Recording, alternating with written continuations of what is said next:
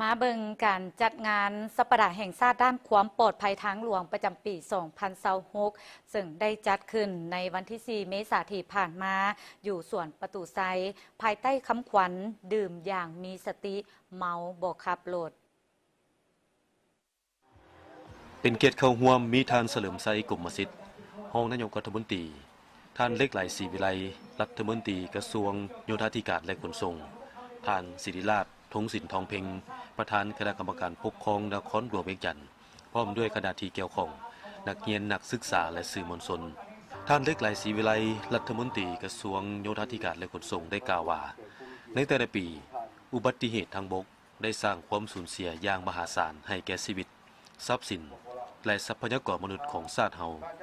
ผ่านการเก็บกำข้อมูลสาเหตุต้นต่อที่พาให้เกิดความสูญเสีย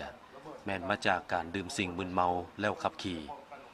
ขับรถไวเกินเขตกำหนดการจัดงานครั้งนี้จึงมีจุดประสงค์สำคัญเพื่อจัดตั้งผัดขยายยุทธศาสตร์แห่งชาติด้านความปลอดภัยทางหลวงในระยะปี 2021-2030 เพื่อเหตุให้อัตราผู้บาดเจ็บสาหัสและเสียชีวิตลดลง 50 ส่วนห้อยในปี 2030 เพื่อเป็นการกระตุกสุกยู่ให้ทุกภาคส่วนมีส่วนร่วมในการป้องกันแก้ไขเวียกงานความปลอดภัยตามทางหลวงให้ผู้ขับขี่มีสติตื่นตัวเอาใจใส่จัดตั้งปฏิบัติกฎระเบียบจราจรทางบกขับขี่รถให้มีความปลอดภัยเป็นระเบียบเรียบร้อยลดพ้นอุบัติเหตุตามทางหลวงปลูกจิตสำนึกให้ทั่วสังคมรับรู้ว่าความปลอดภัยเริ่มต้นที่ตัวเฮาเองพร้อมกันนี้ก็เปลี่ยนพฤติกรรมให้การเมาบ่ขับกลายเป็นวัฒนธรรมใหม่ในการใช้รถใช้ถนนลดพ้นอุบัติเหตุเพื่อให้ทุกครอบครัวได้อยู่ร่วมกันอย่างมีความสุขและบ่ต้องมีภัยสูญเสียคนหักย้อนความประมาทการจัดงานครั้งนี้ยืนยันถึงความห่วงใยความเอาใจใส่และความรับผิดชอบของรัฐบาลก็คือบรรดาแขวงต่อเวียกงานความปลอดภัยทางหลวงทั้งเป็นการจัดตั้งปฏิบัติกฎหมายไปด้วยการจราจรทางบกยุทธศาสตร์แห่งชาติด้านความปลอดภัยทางหลวงและมติขององค์การสหประชาชาติเกี่ยวกับการปรับปรุงความปลอดภัยทางหลวงในทั่วโลกการจัดงานวันนี้ก็มีหลายจุดประสงค์แต่โดยพื้นฐานหลักก็เป็นการโฆษณาประชาสัมพันธ์การปลูกจิตสำนึกให้ทั่วสังคมนี่เข้าใจเกี่ยวกับสภาพปัญหาอุบัติเหตุที่เกิดขึ้นในปัจจุบันเห็นว่ามันค่อนข้างนักหนาสาหัสอยู่ในนครหลวงเวียงจันทร์ก็คือว่าบรรดาแขวงต่างๆในขอบเขตทั่วประเทศเฉลี่ยอยู่เวียงจันทร์เฮานี่เกือบว่าคนเสียชีวิตเกือบทุกวันเลย200เกือบ300คนต่อวันเลย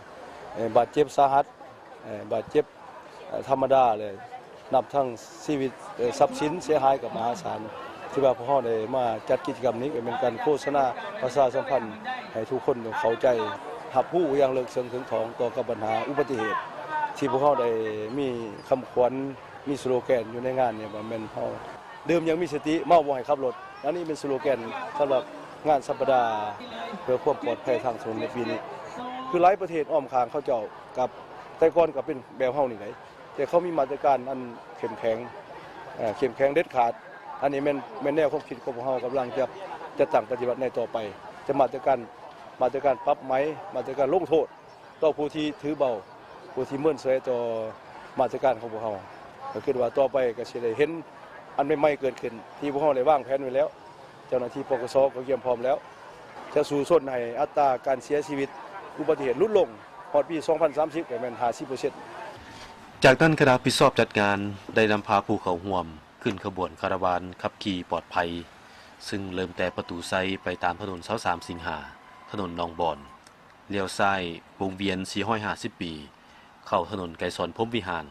ถนนล้านสร้างแล้วกลับคืนสู่ประตูไซเยี่ยมชมบรรดาห้านที่เข้าร่วมงาน